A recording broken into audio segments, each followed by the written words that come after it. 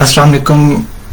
शायद अब मेरी आवाज़ क्लियर आ जाए क्योंकि अब मैं तीसरी दफ़ा जो है वो अपनी माइक्रोफोन की सेटिंग्स जो है वो चेंज कर चुका हूँ। तो अपने कमेंट्स में बताएं कि आवाज़ बेहतर हुई है कि नहीं, और अगर आवाज़ बेहतर है तो फिर जो है वो हम अपना लेक्चर नंबर 2 शुरू करते हैं।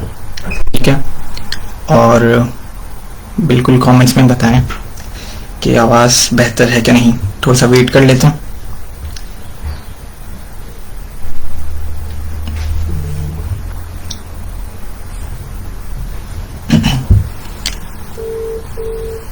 तो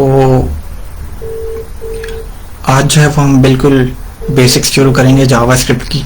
ठीक है, और इसमें हम वेरिएबल्स क्या होते हैं और डाटा टाइप्स क्या होती हैं एक प्रोग्रामिंग लैंग्वेज में, तो वो हम पढ़ेंगे आज। थोड़ा सा और वेट कर लेते हैं। Voice is okay now, thank you. तो बिल्कुल सेटिंग्स चेंज की हैं कोई तीसरी दफ़ा। माजरत, पहले जो है वो मैं 3 दफ़ा जो है वो लाइव किया था और आवाज़ बिल्कुल क्लियर नहीं आ रही थी। तो अब मेरे ख्याल से बेहतर है। तो चलो ठीक है, तो बस लेक्चर जो है वो शुरू करते हैं। अगेन लेक्चर में शुरू करने से पहले हमें 2 सॉफ्टवेयर की ज़रूरत होगी और वो है Node.js, ठीक है, और VS कोड। तो सबसे पहले Node.js, ये उसकी साइट है। ठीक है, Node.js बेसिकली क्या है, एक रन टाइम इन्वायरमेंट है, एक रन टाइम मशीन कह दो। वो हमें चाहिए होगी जावास्क्रिप्ट के कोड को रन करने के लिए। ठीक है, और दूसरा जो है वो कोड एडिटर है, वो हमें कोड एडिटर ये चाहिए होगा। कैसे डाउनलोड करना है, ठीक है, बहुत इजीली डाउनलोड हो जाएंगे। गाइड भी मैंने दी हुई है। ठीक है, गाइड ये बिल्कुल अटैच है, तो आप लोग देख सकते हैं, सारे स्टेप्स हैं। तो मेरे ख्याल से स्टार्ट कर देना चाहिए। चलें जी, मैं अभी उम्मीद करता हूँ कि आप लोगों के पास ये सॉफ्टवेयर इंस्टॉल हो चुके होंगे दोनों। ठीक है, Node.js और VS कोड। नहीं भी है तो ये रिकॉर्डेड वीडियो होगी जो है वो आप बाद में डाउनलोड करके इसे प्रैक्टिस कर सकते हैं। जावास्क्रिप्ट की बेसिक हमें चाहिए होगी क्योंकि हम अपनी ब्लॉकचेन बनाएंगे। ठीक है, कस्टम ब्लॉकचेन।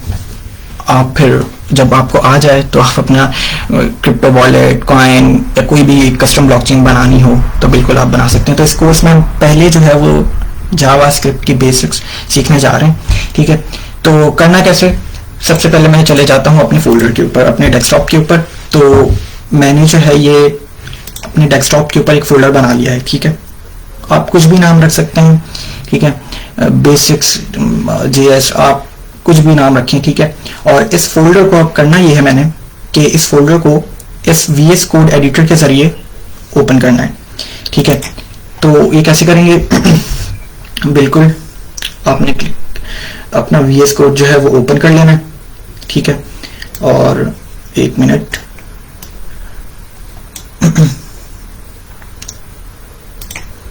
VS कोड जो है वो ओपन करके आपने 1 मिनट बस मुझे मैं जो है वो फोल्डर ढूंढ रहा हूँ अपना, ताकि कोई प्रॉब्लम ना आए। इजीली जो है वो हमें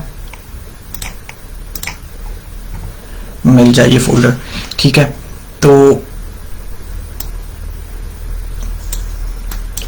ये फोल्डर जो है वो बिल्कुल आप मेरी स्क्रीन पे देख सकते हैं कि मैंने क्या किया। मैंने सिर्फ VS कोड जो है वो ओपन किया। ठीक है, VS कोड ओपन करने के बाद आपने अपने जो है वो ओपन फोल्डर में चले जाना है। ठीक है, जो भी आपका फोल्डर होगा, लेट्स सपोज मैंने जो अभी अपने डेस्कटॉप के ऊपर जो फोल्डर बनाया है वो है बेसिक्स JS के नाम से।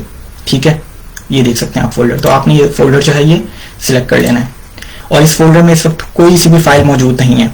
ठीक है, कोई सी भी इसके अंदर कोई फाइल मौजूद नहीं है। हम फाइल बनाएंगे एक जावास्क्रिप्ट की, और उस फाइल में हम अपना कोड लिखेंगे। ठीक है, अगेन आज पूरी बेसिक्स है। हमने क्या किया है, सिर्फ Node.js इंस्टॉल किया है। ठीक है, और VS कोड एक एडिटर हमने इंस्टॉल किया है। ठीक है, फिर मैंने क्या किया, मैंने एक फोल्डर बनाया है डेस्कटॉप पे जाके बेसिक JS के नाम से, और उस फोल्डर को अपने VS कोड एडिटर के जरिए ओपन कर लिया। बस यही किया हमने। ठीक है, कैसे किया वो भी मैंने बता दिया है, रिकॉर्डेड सेशन होगा, आप बाद में देख सकते हैं। अब इस फोल्डर में जाके हम एक फाइल बनाएंगे, ठीक है। आप कोई सी भी जो है वो फाइल का नाम रखें, फोल्डर का भी कोई सा भी नाम रखें, वो मैटर नहीं करता है।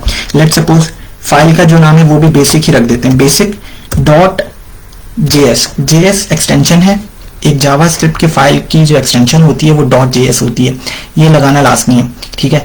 तभी आपका कोड एडिटर ये समझेगा कि ये जावास्क्रिप्ट की फाइल है, तो वो इसे एक जावास्क्रिप्ट की फाइल की तरह लेगा, ठीक है। बहुत सी अदर फाइल्स भी होती हैं, HTML, CSS, ठीक है, बहुत सी एक्सटेंशंस दूसरी भी हैं। तो हमें क्या करना है, हमने जो फाइल बनाई है, हमने उसकी जो एक्सटेंशन है वो डॉट जेएस ही रखनी है, ठीक है, और ये फाइल क्रिएट कर देनी है। इस फाइल में भी कुछ भी नहीं लिखेंगे हम, ठीक है। थोड़ा सा देख लेते हैं हमने क्या किया। फोल्डर बनाया, एक फोल्डर बनाने के बाद हमने उसे ओपन कर लिया कोड एडिटर के ऊपर, और आज हमने जो है वो एक फाइल बना दी उसके अंदर, ठीक है। तो ये किया। अब इस फाइल में हम आज, जैसा कि मैंने कहा है कि ये एक बिल्कुल बेसिक लेक्चर होगा, ठीक है।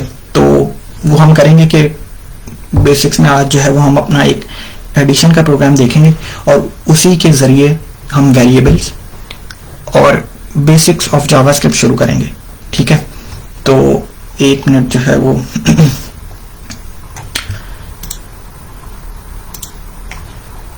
तो देख लेते हैं कि प्रोग्रामिंग लैंग्वेज होती क्या है। प्रोग्रामिंग लैंग्वेज वही होती है कि आपने कुछ कोड ऑफ इंस्ट्रक्शन या कुछ लाइन ऑफ इंस्ट्रक्शन लिखे हैं, और अब उसे कंप्यूटर जो है वो उसे रन करेगा और आपके टास्क जो है वो ऑटोमेट हो जाएंगे।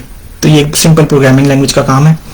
जावास्क्रिप्ट क्या है कि एक प्रोग्रामिंग लैंग्वेज ही है, लेकिन वेब की प्रोग्रामिंग लैंग्वेज है।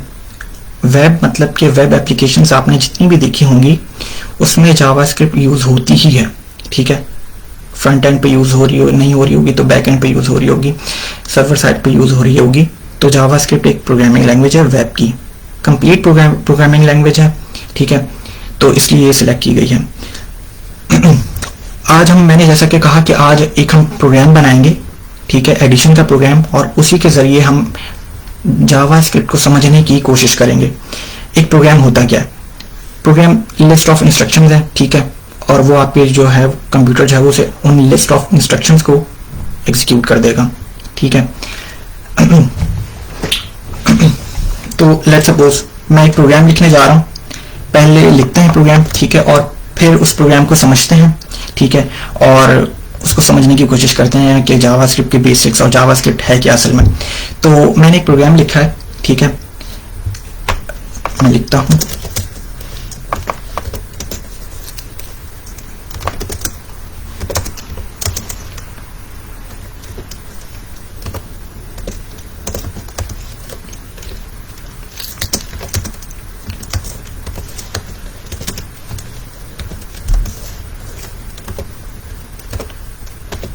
तो मैंने जो है एक प्रोग्राम लिखा है, ठीक है, और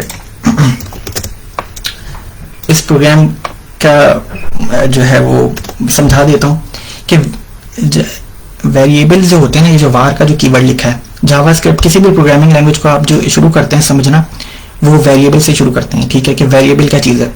वेरिएबल वो चीज़ होती है किसी भी प्रोग्रामिंग लैंग्वेज में कि जिसमें आप डाटा जो है वो स्टोर करवाएं, ठीक है, एक कंटेनर जिसके अंदर आप अपनी वैल्यू को स्टोर करवाएं, तो ये वेरिएबल होता है, ठीक है। जावास्क्रिप्ट के अंदर var के अलावा भी let भी है, const भी है, हम उसकी तरफ नहीं जाएंगे, बिल्कुल बेसिक्स है, तो हम var के ऊपर ही रहेंगे।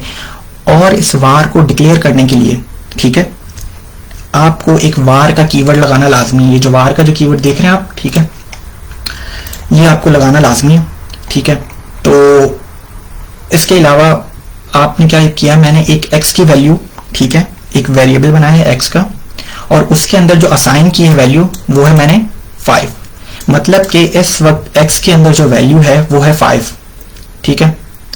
और एक और मैंने वेरिएबल बनाया, अगेन जितने आप वेरिएबल्स बनाएंगे आप उतनी दफा var लगाएंगे। आप एक और चीज भी कर सकते हैं कि आपने एक साथ डिक्लेयर कर दिए सारे वेरिएबल x, y, z, तो देन आपको करने की ये जरूरत नहीं होगी कि आपको यहाँ बार बार लिखने की जरूरत नहीं होगी, ठीक है, क्योंकि आपने एक ही दफा var का कीवर्ड लगाकर आपने उसको बता दिया है कि ये जो है ये मेरे वेरिएबल्स हैं, ठीक है। अगेन वेरिएबल क्या होता है? एक वैल्यू को अपने अंदर स्टोर करता है, चाहे वो एक नंबर हो और भी स्ट्रिंग हो। ये नंबर क्या चीज़ है ये तो आपको लगा नजर आ रहा होगा, 5 8 ये एक नंबर है। हमारे पास एक डाटा टाइप है, नंबर क्या है, एक डाटा टाइप है। और भी डाटा टाइप्स होते हैं, हम पढ़ेंगे। तो मैंने एक सिंपल सा प्रोग्राम बनाया, ठीक है, कि मैंने एक वार आपको समझाया कि वार क्या होता है जावास्क्रिप्ट के अंदर। अगेन वार एक वैल्यू को स्टोर करता है, ठीक है।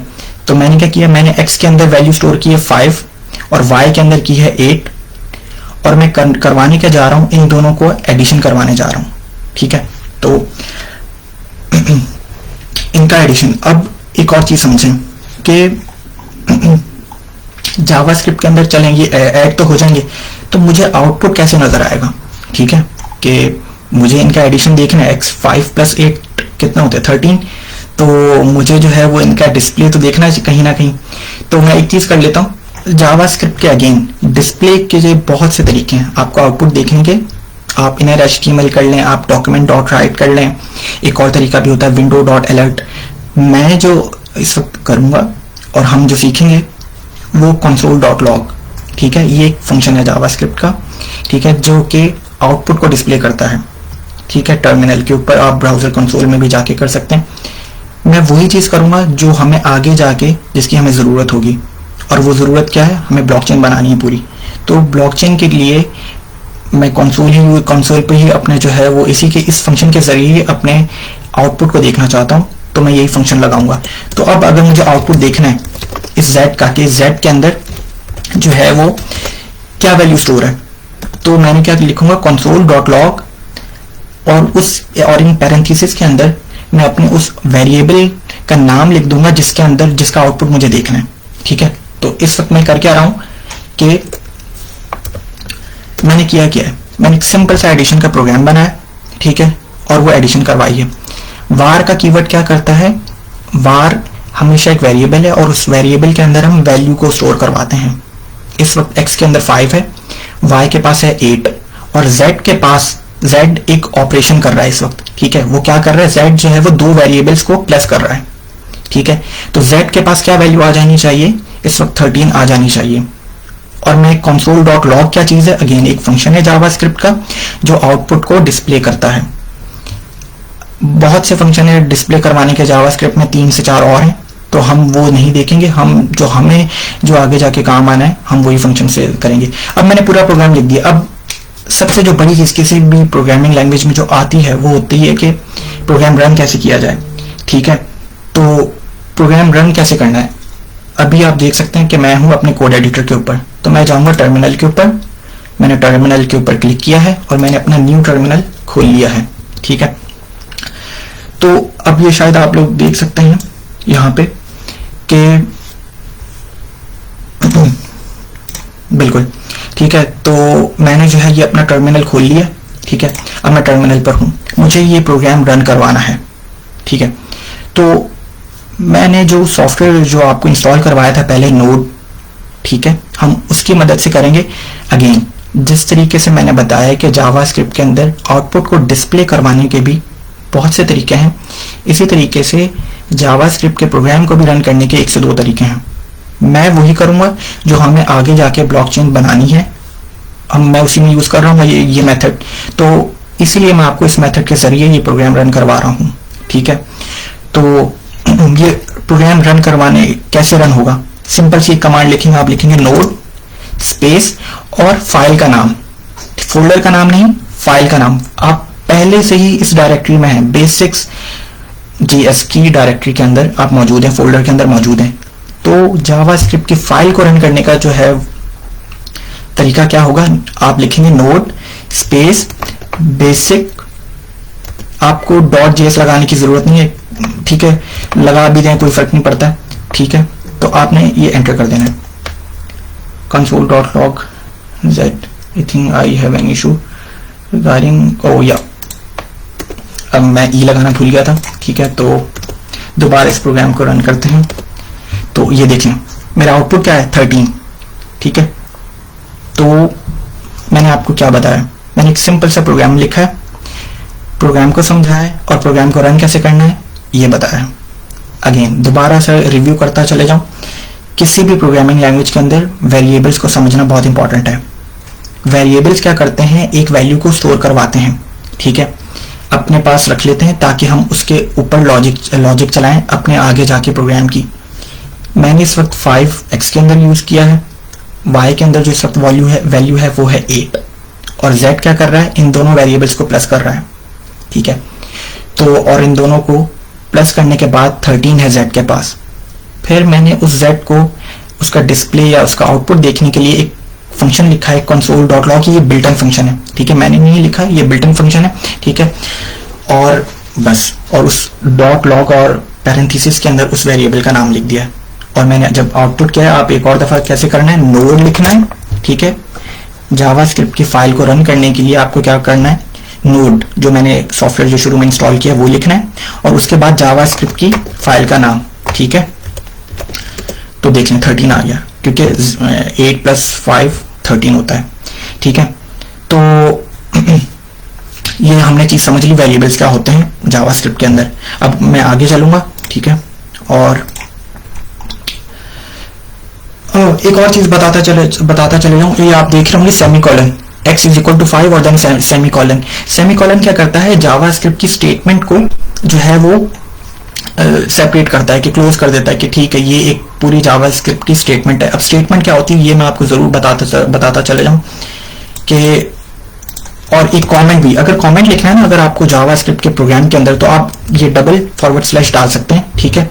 तो ये कमेंट बन जाएगा, ये कोड में रन नहीं होगा। कमेंट क्या होता है, कमेंट वो चीज होती है जो आपके कोड में रन नहीं होगी, ठीक है। तो मैंने लिख रहा हूं कि ये जो है ना, ये लाइन, ये एक स्टेटमेंट है जावास्क्रिप्ट के अंदर, ये क्या है, स्टेटमेंट 1, और ये जो सेकंड लाइन है ये अगेन स्टेटमेंट 2 है, ठीक है। ये कमेंट है, अगेन ये स्टेटमेंट 3 है। तो इसी तरीके से ये कमेंट है और इसका कोई फर्क नहीं पड़ेगा कोड के ऊपर, और ये स्टेटमेंट, ठीक है, 5 हो जाएगी। तो ये है। तो सेमीकोलन क्या करता है, मैं ये समझा रहा था, सेमीकोलन आपकी स्टेटमेंट को सेपरेट करता है, एक स्टेटमेंट से दूसरी स्टेटमेंट को सेपरेट करने के लिए सेमीकोलन यूज होता है, ठीक है। तो आज हमने अभी तक जो है वो हम 2 चीजें पढ़ चुके हैं, वेरिएबल और आउटपुट डिक्लेयर, आउटपुट शो करने का तरीका जावास्क्रिप्ट के अंदर, और एक और तीसरी चीज भी हम पढ़ चुके हैं, और वो है प्रोग्राम को रन कैसे करते हैं। node /basic.js, बेसिक फाइल का नाम, आप फाइल का नाम कुछ भी रखें, पहले नोड लिखें और उसके बाद फाइल का नाम लिख दें, आप एंटर करेंगे तो आपका प्रोग्राम रन हो जाना है, ठीक है। तो ये 3 चीज पढ़ ली। और इसके अंदर जो है वो कमेंट जो है वो हम // से लिखते हैं 2। अब हम आ जाते हैं जावास्क्रिप्ट की डाटा टाइप्स के अंदर, ठीक है। जावास्क्रिप्ट हो या कोई भी प्रोग्रामिंग लैंग्वेज हो, डाटा टाइप्स जो होते हैं वो बहुत इंपॉर्टेंट होते हैं, ठीक है। तो मैं इसको जो है वो हटा देता हूँ, इस प्रोग्राम को, डाटा टाइप को। अपना हमारा इसी सेशन का जो दूसरा टॉपिक है वो है डाटा टाइप। डाटा टाइप जो है वो 3 किस्म के होते हैं, ठीक है, जावास्क्रिप्ट के अंदर। पहला होता है नंबर, दूसरा होता है स्ट्रिंग, और तीसरा होता है ऑब्जेक्ट। हम नंबर पढ़ चुके हैं। नंबर क्या था, यही था, वार अगर मैं कुछ भी रखूं, लेट्स सपोज एज, अगर किसी की एज जो है वो 16 है, तो ये जो 16 जो है ये क्या है, डाटा टाइप है, ये नंबर डाटा टाइप है, और किस वेरिएबल में स्टोर है, एज के वेरिएबल में, ठीक है। तो ये जो 16 है ये नंबर की डाटा टाइप है। तो ठीक है, मैं आगे कॉमन में लिख देता हूँ, this is a data type. I think फर्क नहीं पड़ता है चाहे आप 2 / लगाएं या 3 लगाएं, ठीक है। This is a data type, ठीक है। कौन सी डाटा टाइप है, नंबर, ठीक है। बिल्कुल, जो हम इससे पहले जो प्रोग्राम पढ़े वो हमने नंबर की डाटा टाइप की यूज करते हुए किया एडिशन का प्रोग्राम। अब जो हम पढ़ने जा रहे हैं सेकंड डाटा टाइप वो है स्ट्रिंग, ठीक है। अगेन मैं वेरिएबल हमेशा इसलिए लगाता हूं क्योंकि वेरिएबल वो वैल्यू स्टोर हो जाती है उस वेरिएबल में, ताकि हम आगे जाके प्रोग्राम को यूज करें, ठीक है। और वेरिएबल को डिक्लेयर करने के लिए हमेशा वार का कीवर्ड आपने लिखना वार, ठीक है। अगेन जावास्क्रिप्ट के अंदर बहुत से वेरिएबल्स भी 3 किस्म के हैं, वार है, लेट है, कॉन्स्ट है, हमें उसमें नहीं जाना है, ठीक है। तो मैंने एक और वेरिएबल बनाता हूं, और अब जो मैं पढ़ाने जा रहा हूं वो है हमारी सेकंड डाटा टाइप होगी, जो कि स्ट्रिंग, ठीक है। लेट सपोज मैं एक वेरिएबल बना रहा हूं फर्स्ट नेम, और ये देखिएगा, एक और कीजिएगा, मैंने जो फर्स्ट नेम जो है ये डिक्लेयर कैसे किया, ये अपना नाम रखा कैसे, ये कैमल केसिंग जो है ना, ये नेमिंग कन्वेंशन कहलाती है कि पहला लेटर जो है फर्स्ट का वो स्मॉल है, लेकिन अगर आप एन को देखेंगे तो ये कैपिटल है। तो ये नेमिंग कन्वेंशन है, फॉलो करना चाहिए, ठीक है। कोड जो है वो बेहतर लगता है, समझने में भी आसानी होती है, बस एक तो फॉलो ये कि कैमल कैशिंग को हम करेंगे। फर्स्ट नेम अब मैं लिखने जा रहा हूँ, कोई भी नाम हो सकता है, लेट्स सपोज अपना नाम लिख लेता हूँ, ठीक है।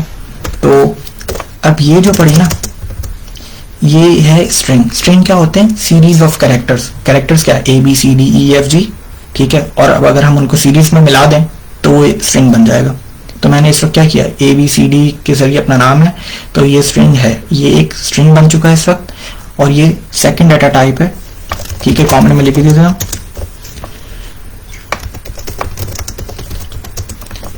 ठीक है। तो ये किया हमने।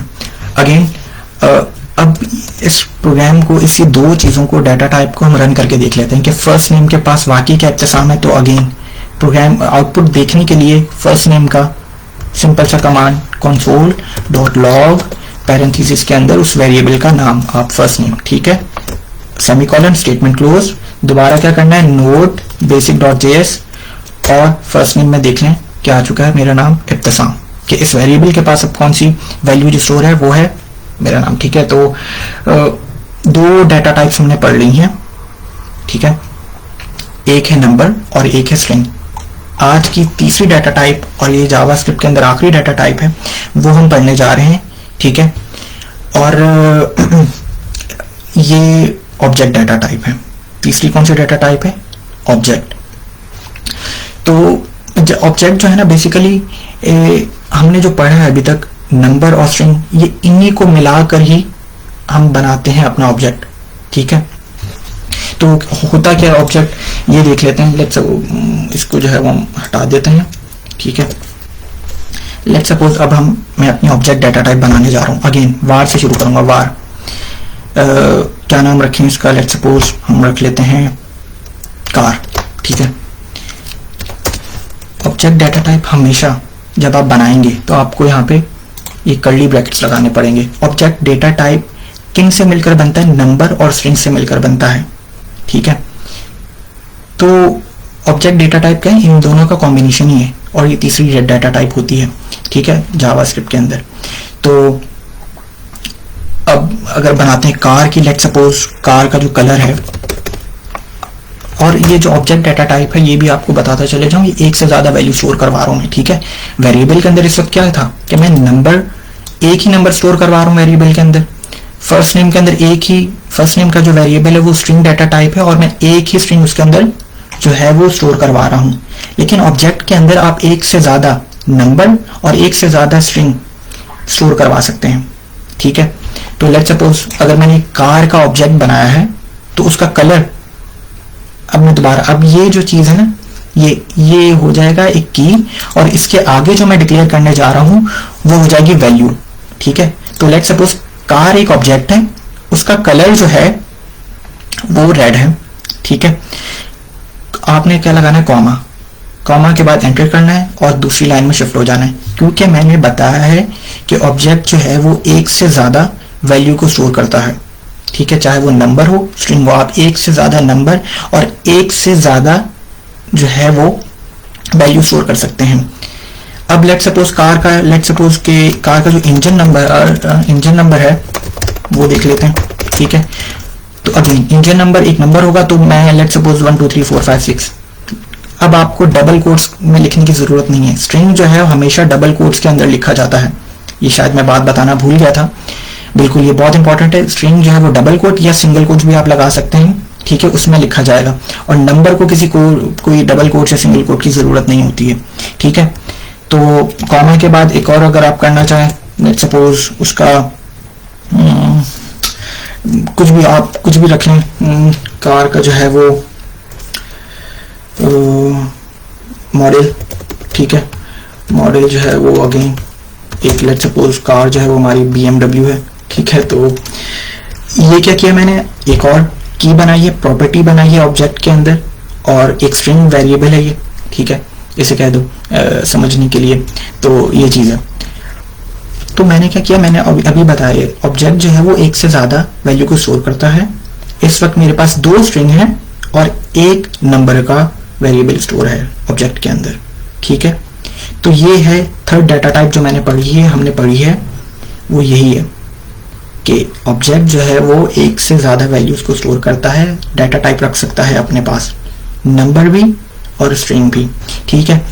अब इसका फायदा क्या होगा? इसका फायदा यही है कि हम इजीली अपने जो है वो इस ऑब्जेक्ट के अंदर इसकी प्रॉपर्टीज हैं, ये जो 3 है ना, ये 3 प्रॉपर्टीज हैं इस ऑब्जेक्ट की, कि एक कलर है वो रेड है, एक कार का जो इंजन नंबर है वो ये है, मॉडल जो है वो उसका ये है। तो हम इस प्रॉपर्टीज को एक्सेस कर सकते हैं, ठीक है। तो मुझे 1 मिनट दीजिएगा। तो हम इन प्रॉपर्टीज को एक्सेस करेंगे एक एक करके और इनका आउटपुट देखेंगे कि क्या आता है हमारी स्क्रीन के ऊपर। तो जिस तरीके से मैंने क्या बताया था कि आउटपुट को देखने के लिए हम console.log की कमांड जो है वो बिल्कुल लगाते हैं, ठीक है। और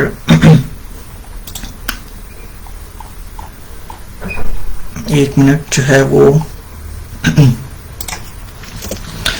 कैसे, अब ऑब्जेक्ट के अंदर जब भी आपको ऑब्जेक्ट की प्रॉपर्टीज को एक्सेस करना है, ठीक है, और आउटपुट देखना है ऑब्जेक्ट का, तो आपको वही मैंने क्या कमांड बताई, console.log, ओके।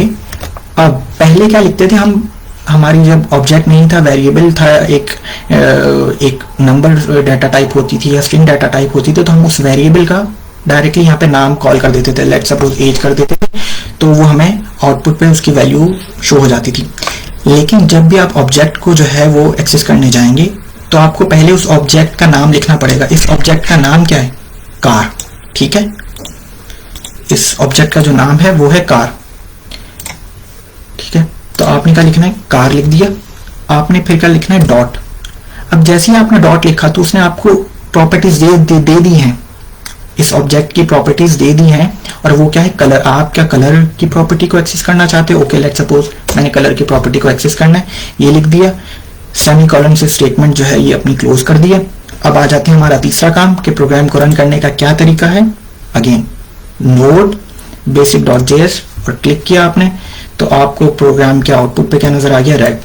कि अब जो है जो एक ऑब्जेक्ट है कार और उसकी जो प्रॉपर्टी है कलर, और उस कलर का आउटपुट आपको यहाँ पे नजर आ गया है और वो रेड है। रेड डबल कोट्स में, मतलब कि ये एक स्ट्रिंग है। तो हमने आज पढ़ लिया है कि हमने बेसिक्स शुरू की हैं, ठीक है। और इस बेसिक्स में हमने आज 3-4 चीजें सीखी हैं। सबसे पहले किसी भी प्रोग्रामिंग लैंग्वेज में आपको वेरिएबल्स के कॉन्सेप्ट को समझ आ जाना चाहिए कि वेरिएबल जो करते हैं वो डाटा को स्टोर करते हैं। और डाटा कौन कौन से हो सकता है? डाटा टाइप्स वो हो सकती हैं 3 जावास्क्रिप्ट के अंदर। पहली होती है नंबर, जो देख सकते हैं यहाँ पे 16, एक नंबर, कुछ भी नंबर रख लें, ठीक है, नंबर। दूसरी होती है डाटा टाइप जावास्क्रिप्ट के अंदर, वो है स्ट्रिंग, ठीक है। स्ट्रिंग सीरीज ऑफ कैरेक्टर्स कहलाते हैं ये, मैंने, ठीक है, आप यहाँ पे रख लें कुछ भी, ये भी एक पूरा स्ट्रिंग ही है, ठीक है। तो हमने स्ट्रिंग पढ़ा और फिर हमने डाटा टाइप पढ़ी ऑब्जेक्ट। ऑब्जेक्ट, इन दोनों को मिलाकर तीसरी डाटा टाइप बनती है, वो है ऑब्जेक्ट। ऑब्जेक्ट अपने पास एक से ज्यादा वैल्यूज को स्टोर कर सकता है, नंबर को भी, स्ट्रिंग को भी, और फिर हम एक एक करके उस वैल्यू को जो है वो एक्सेस कर सकते हैं। लेट्स सपोज अब मैं एक और console.log अपने ऑब्जेक्ट की एक और वैल्यू को एक्सेस करता हूं। मैं लिखूंगा सबसे पहले क्या करना है, जब आप ऑब्जेक्ट की वैल्यू, ऑब्जेक्ट की प्रॉपर्टी को एक्सेस कर रहे हैं तो आपने पहले ऑब्जेक्ट का नाम लिखना है। ऑब्जेक्ट का नाम है इस वक्त कार, मैंने कार का नाम लिखा, डॉट लिखूंगा। अब वो आपसे पूछेगा कोड एडिटर कि कौन सी प्रॉपर्टी को एक्सेस करना है। तो प्रॉपर्टी कितनी बनाई है हमने? 3। पहली प्रॉपर्टी है कलर, दूसरी जो है वो इंजन नंबर, और तीसरा जो है वो मॉडल। लेट्स सपोज इस दफा हम मॉडल को एक्सेस करना चाहते हैं। स्टेटमेंट क्लोज, प्रोग्राम को सेव किया, दोबारा जाएंगे टर्मिनल के ऊपर, ये कमांड लिखेंगे। तो अब देखें पहला आउटपुट क्या था? कार डॉट कलर का जो आउटपुट आया वो है रेड, ठीक है। और दूसरा हमने जो अपनी ऑब्जेक्ट की प्रॉपर्टी जो एक्सेस की वो थी मॉडल, और वो आई BMW।